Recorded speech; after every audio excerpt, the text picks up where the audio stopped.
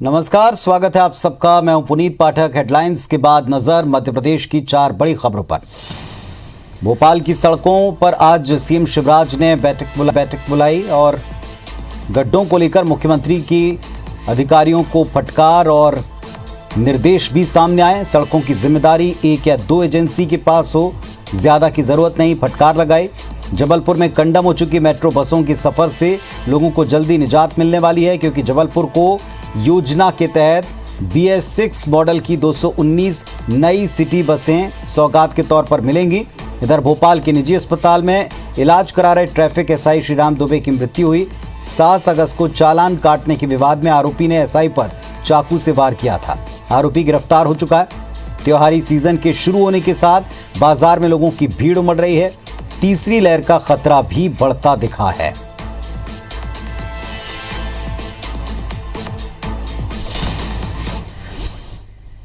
चलिए अब खबरें विस्तार से आपको दिखाते हैं। सबसे पहले वो घटना जिसका पूरे प्रदेश में चर्चा है। उज्जैन में मुहर्रम का कार्यक्रम था और इस दौरान पाकिस्तान जिंदाबाद के नारे लग गए। शहर के खजूर वाली मस्जिद इलाके में ये शर्मनाक घटना घटी। पुलिस ने इस पर सख्त एक्शन लिया। 10 लोगों के खिलाफ राष्ट्रद्रोह के तहत केस दर्ज हुआ है। 7 लोगों को गिरफ्तार किया जा चुका है। खजूर वाली मस्जिद क्षेत्र में भारी सुरक्षा बल तैनात हो चुका है। पुलिस CCTV और वीडियो फुटेज के आधार पर इसकी तफ्तीश कर रही है। सीएम शिवराज सिंह ने भी इस घटना पर सख्ती दिखाई। कहा कि तालिबानी मानसिकता किसी कीमत पर बर्दाश्त नहीं होगी। जो भी राष्ट्र विरोधी गतिविधि में लिप्त होगा, कोशिश करेगा, उसे कुचल दिया जाएगा। बीजेपी प्रदेश अध्यक्ष वीडी शर्मा ने कहा कि देश प्रदेश में अभी भी तालिबानी मानसिकता के लोग मौजूद हैं, जिनके खिलाफ कड़ी कार्रवाई करना जरूरी है। वहीं बीजेपी विधायक अजय बिश्नोई ने पाकिस्तान समर्थित नारे लगाने वालों पर सख्त एक्शन की मांग की।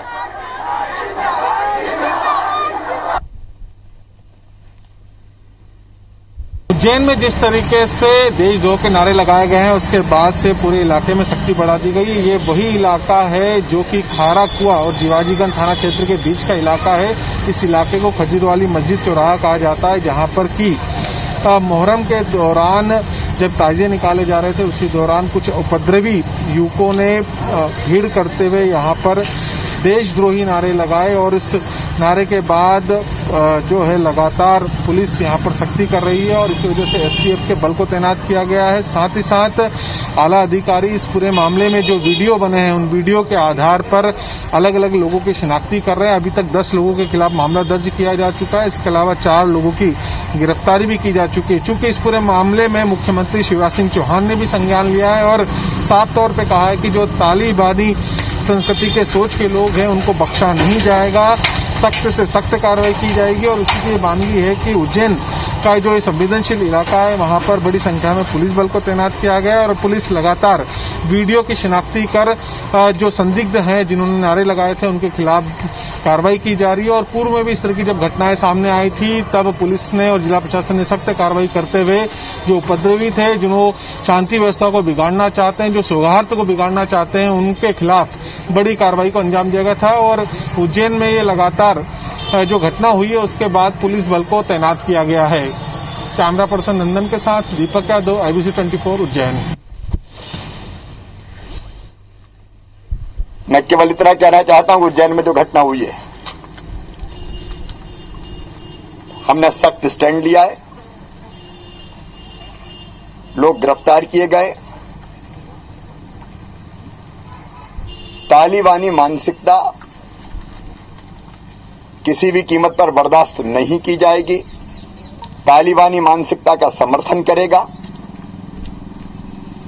या राष्ट्र विरोधी गतिविधि करने का प्रयास करेगा, उसको कुचल दिया जाएगा। कि आज भी इस देश के अंदर और इस प्रदेश के अंदर तालिबानी मानसिकता के लोग आज भी हैं। किसी भी तालिबान मानसिकता का कोई भी व्यक्ति बच नहीं सकता। अगर उज्जैन के अंदर उन्होंने करने का प्रयास किया तो उनको जेल की हवा खानी पड़ेगी और जेल की हवा खाई है। ऐसे लोग मध्य प्रदेश के अंदर नहीं बचेंगे। दुर्भाग्यजनक है। इतने वर्षों जिस देश की मिट्टी में जन्म लिया, जिस देश का नमक खाया, उसके बाद उस देश के विरोध में यदि कोई नारे लगाता है तो ये बहुत अधिक दुर्भाग्यजनक है। ऐसे लोगों की संख्या बड़ी सीमित है, परंतु वो इस बात को नहीं समझते हैं कि 4 लोग भी आवाज़ उठा के पूरी कौम को जो है बदनाम कर दिया करते हैं। ऐसे लोगों के खिलाफ सख्त कार्रवाई होना चाहिए। राजधानी भोपाल की बदहाल सड़कों को लेकर IBC 24 की खबरों का एक बड़ा असर देखने को मिला। गड्ढों में गायब हो चुकी भोपाल की सड़कों पर मुख्यमंत्री शिवराज सिंह चौहान ने CS-PS समेत भोपाल कमिश्नर, कलेक्टर, एजेंसीज के प्रमुखों को मीटिंग लेकर कड़ी फटकार लगाई। बैठक में मुख्यमंत्री ने कहा कि मुझे एक्सक्यूज नहीं चाहिए, गड्ढे खत्म करें। भोपाल की सड़कों की जिम्मेदारी एक या दो एजेंसी के पास हो, ढेरों एजेंसियों की कोई ज़रूरत नहीं। उन्होंने कहा परंपरा बदल दो। सीएम ने तत्काल प्रभाव से राजधानी परियोजना प्रशासन यानी CPA समाप्त कर दिया है। उन्होंने कहा इसकी कोई ज़रूरत नहीं है। भोपाल की 50% सड़कें बारिश के कारण बदहाल हो चुकी हैं। कहीं गड्ढे तो कहीं धूल का गुबार है। कहीं बारिश होते ही सड़कों पर कीचड़ जमा हो जाता है। इस मुद्दे पर कई बार विपक्ष सरकार को घेर चुका है। मुद्दे पर मुख्यमंत्री शिवराज ने अफसरों और एजेंसीज को जमकर फटकार लगाई।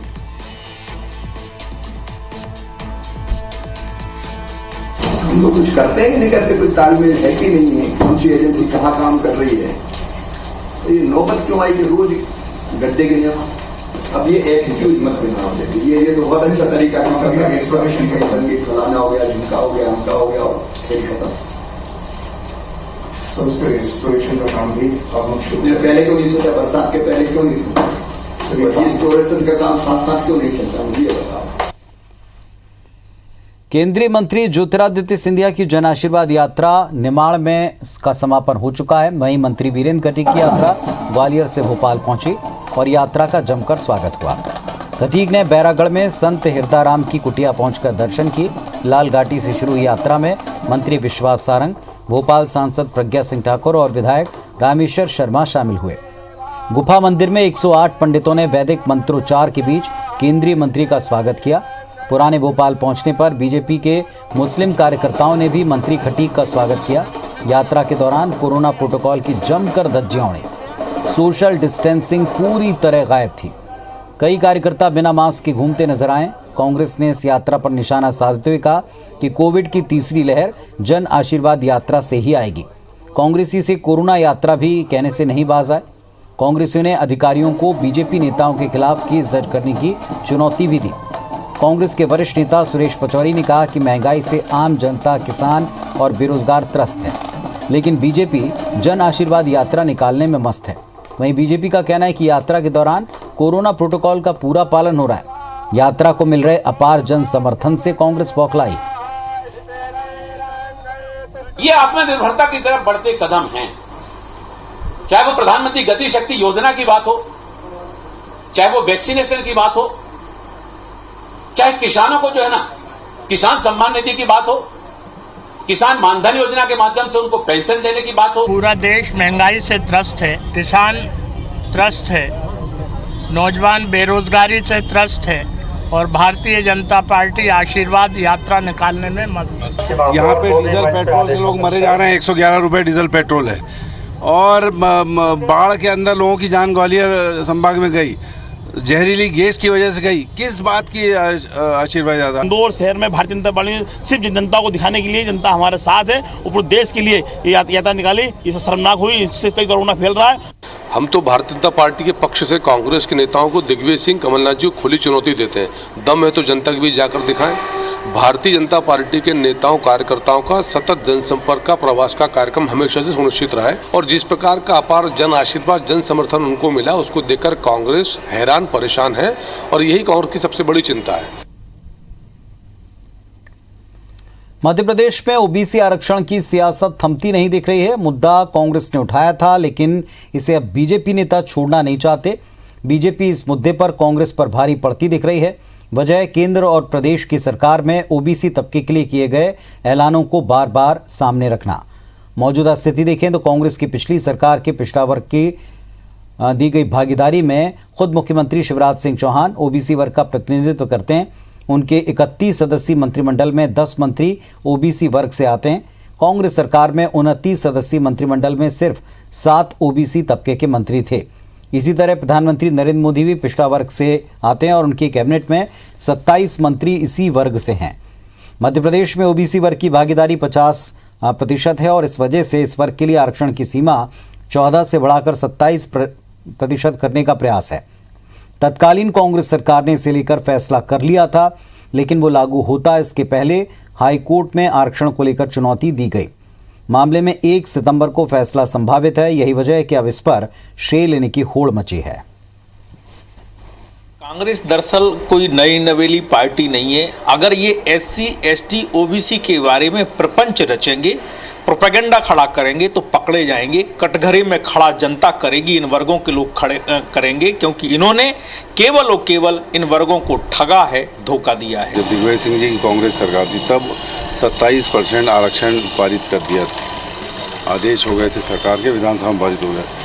15 साल इनकी सरकार रही, 3 OBC के मुख्यमंत्री रहे, लेकिन ये कुछ नहीं कर पाए। उस चीज़ को कर सकते थे फॉलो। मध्य प्रदेश में बीजेपी सरकार और संगठन के चेहरे को चमकाने के लिए आज प्रदेश दफ्तर में पार्टी के नवनियुक्त मीडिया सह प्रभारी और प्रवक्ताओं की बैठक हुई।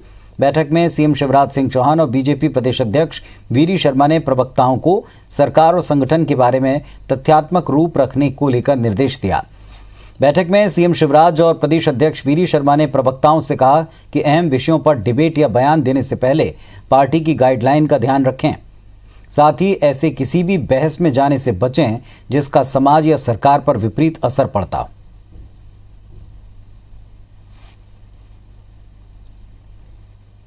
मध्य प्रदेश में फिर से सत्ता का सिंहासन पाने के लिए कांग्रेस आदिवासी फॉर्मूले पर काम कर रही है और इसी के तहत 25 अगस्त को प्रदेश कांग्रेस अध्यक्ष कमलनाथ आदिवासियों के अलग अलग 90 संगठनों से मुलाकात करेंगे। कांग्रेस ने इसे विचार मंथन का नाम दिया है। मंथन के बहाने कांग्रेस आदिवासियों को अपने पाले में लाने का प्रयास करेगी। इसी फॉर्मूले पर कांग्रेस आगे बढ़ रही है। कांग्रेस लगातार आदिवासी समाज से जुड़े मुद्दे जोर शोर से उठा रही है, चाहे नेमावर की घटना हो या फिर विश्व आदिवासी दिवस पर सार्वजनिक अवकाश घोषित करने की मांग। इधर बीजेपी का आरोप है कि कांग्रेस ने कभी आदिवासियों का हित नहीं किया, सिर्फ वोट के खातिर उनका इस्तेमाल किया। मध्य प्रदेश की 230 विधानसभा सीटों में से 47 सीटें अनुसूचित जनजाति वर्ग के लिए आरक्षित हैं। 2018 के चुनाव में कांग्रेस ने इनमें से 29 सीटों पर कब्जा जमाया था। 17 सीटें बीजेपी के खाते में गई थीं। मध्य प्रदेश में OBC और आदिवासी की बात तो करना पड़ेगी ना, जो 50% से ऊपर हैं, लेकिन ये उनको केवल बेवकूफ़ बना रही है भारतीय जनता पार्टी। लेकिन कांग्रेस, चाहे वो 25 तारीख को कमलनाथ जी मीटिंग करें या विधानसभा के अंदर हम लोगों ने पूरे जोर शोर से पिछड़े वर्ग का मामला उठाया। अब क्या, जब उनको ये लग रहा है कि ST संपूर्ण रूप से कहीं ना कहीं भारतीय जनता पार्टी से जुड़ चुका है, तो अब जब उनको अपना धरातल खिसकता हुआ लगता है तो they are trying to pull it out. वो कोशिश कर रहे हैं। ये डूबते हुए की अंतिम प्रयास होते हैं, तो ये संभव नहीं को बना। मध्य प्रदेश में तबादले अब 31 अगस्त के बाद फिर शुरू होंगे। प्रदेश में पिछले दिनों आई बाढ़ की वजह से तबादले हो नहीं पाए थे और इसलिए प्रदेश और जिला स्तरीय तबादलों की तारीख बढ़ाते हुए 31 अगस्त किया गया। हालांकि कई विभाग पहले तबादला सूची जारी कर चुके हैं। सामान्य प्रशासन विभाग ने इस संबंध में आदेश जारी कर दिए। ग्वालियर चंबल इलाके में आई बाढ़ को लेकर मुख्यमंत्री शिवराज ने 6 अगस्त को कैबिनेट बैठक में कहा था कि सरकारी अफसरों कर्मचारियों के तबादले तत्काल प्रभाव से रोके जा रहे हैं। जो हो चुके हैं अभी बस वही रहेंगे। हालांकि उन्हें कैबिनेट बैठक में मंत्रियों ने टोका था कि ट्रांसफर की सूची रुकी हुई है। इस पर सीएम ने कहा था कि अभी 15 अगस्त तक सूची रोकें। मंत्रियों की इसी मांग के कारण दोबारा ट्रांसफर के लिए ढील दी गई। सामान्य प्रशासन विभाग के आदेश में कहा गया है कि प्रदेश में किसी भी स्तर पर 31 अगस्त तक तबादले हो सकेंगे। मध्य प्रदेश में 2 साल से तबादलों पर रोक लगी हुई थी।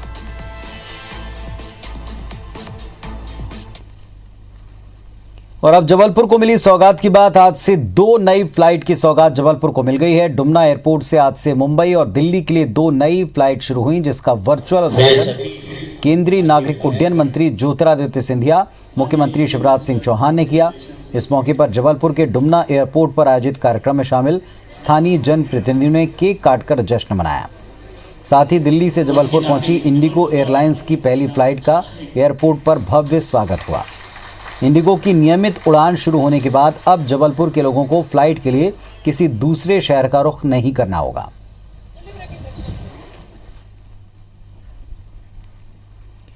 ग्वालियर में हवाई अड्डे के विस्तार को लेकर दिल्ली से आए भारतीय कृषि अनुसंधान परिषद के अधिकारियों ने आलू अनुसंधान केंद्र का दौरा किया। उन्होंने जमीन देखी जो हवाई अड्डे के विस्तार के लिए मांगी जा रही। भारतीय कृषि अनुसंधान परिषद, एयरपोर्ट और राजस्व विभाग की संयुक्त बैठक हुई, जिसमें परिषद के अफसरों ने अपनी परेशानी बताई, जिस पर एयरपोर्ट ऑफिसर्स ने उन्नत जमीन का कुछ हिस्सा छोड़ने पर सहमति दी है। किस क्षेत्र से कितनी जमीन लेनी है, इस पर दोबारा होमवर्क होगा। अगले 2-3 दिन में केंद्रीय मंत्री नरेंद्र सिंह तोमर भी हवाई अड्डा विस्तार के लिए दी जाने वाली जमीन का निरीक्षण कर सकते हैं। जमीन की डिमांड रीडिजाइन करने पर दोनों पक्ष सहमत हैं। मेरा मानना है कि मंत्री जी के आदेश के बाद और उनके यहाँ पर सारे निरीक्षण करने पर जल्दी उसका प्रकरण आगे बढ़ाया जाएगा और जल्दी एक आधुनिक एयर टर्मिनल की सौगात ग्वालियर को मिलेगी, इसका मुझे पूरा भरोसा है। भोपाल में पिछले 7 अगस्त को चाकू के हमले से घायल पुलिस सब इंस्पेक्टर की आज मृत्यु हो गई। दरअसल 7 अगस्त को एमपी नगर जोन 1 में नो पार्किंग में बाइक रखने के कारण एक युवक की गाड़ी को पुलिस थाने ले जाया गया। पुलिस ने गाड़ी वापस देने के लिए 600 रुपए का चालान देने की बात की। इस बात से नाराज होकर युवक की एसआई से बहस शुरू हुई और इसके बाद युवक घर से चाकू लेकर आया और एसआई पर हमला कर दिया। इसके बाद युवक को गिरफ्तार कर लिया गया। बता दें आपको, चाकू आरोपी युवक ने कुछ दिन पहले ऑनलाइन मंगवाया था और इसके पहले भी हमीदिया अस्पताल के अंदर 5 बदमाशों ने एक हवलदार और सिपाही पर चाकू से जानलेवा हमला किया था। इस मामले में भी आरोपी युवक के खिलाफ मामला दर्ज हुआ है। यातायात के उप निरीक्षक श्रीराम दुबे, जिन पर एक बी के स्टूडेंट था, उसने जब वो चालान बना रहे थे तो जो चाकू से प्राणघातक हमला किया था उसमें तत्समय धाराएं लगाई गई थी 307, 353। अब चूंकि उनके मृत्यु इलाज के दौरान साक्ष्यानुरूप आगे की कार्रवाई की जाएगी।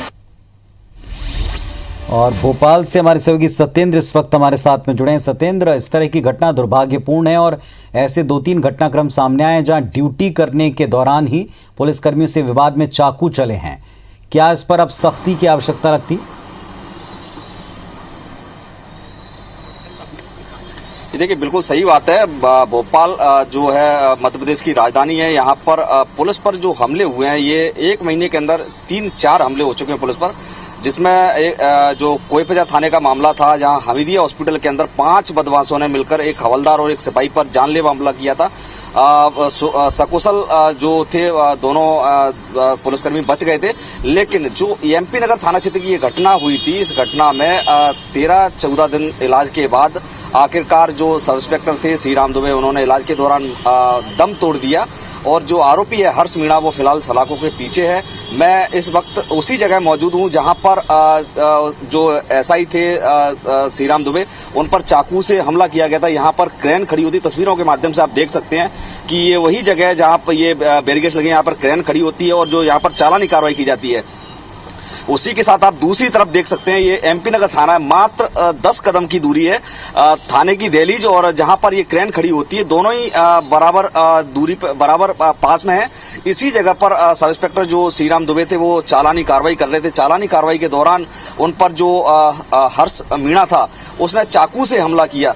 उसको सिरपराही ही कहा जा सकता है, चूंकि उसने 600 रुपए की रसीद कटवा दी। रसीद कटवाने के बाद चालान भी कट गया उसका, रसीद ले ली उसने और फिर उसके बाद किराए से एक रैपिडो बाइक करके वो घर पहुंचा और जो उसने कुछ महीने पहले चाकू मंगाकर, ऑनलाइन चाकू मंगाकर रखा हुआ था, उस चाकू को घर से लेकर आया। फिर उन पर श्रीराम दुबे पर चाकू से हमला किया। बताया जा रहा है जो मौत का कारण है वो लंग्स और आंतों में उनके इन्फेक्शन फैल गया था, जिसके चलते उनकी मौत हो गई। पुलिस के आला अफसर जो है इस घटना को लेकर अब जो है बयान देने से भी कतरा रहे हैं। उनका कहना है कि जो कार्रवाई है, इसी तारतम्य में जो डीआईजी हैं भोपाल इरशाद वली, उन्होंने एक आदेश जारी किया है ट्रैफिक को लेकर। आदेश में कहा गया है कि अब पुलिस किसी भी चेकिंग पॉइंट पर किसी भी वाहन चालक के वाहन संबंधी दस्तावेज नहीं देखेगी।